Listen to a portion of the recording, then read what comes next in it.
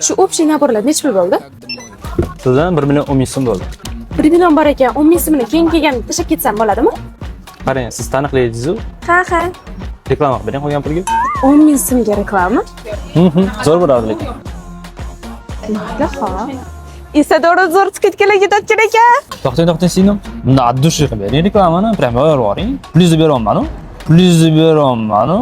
8-mart hayit ayyomi yaqin. Tezroq Isadora magaziniga kelib, naborani xarid qilib olmasanglar, quruq qolib ketasizlar. Keyin qidirib yurasizlar.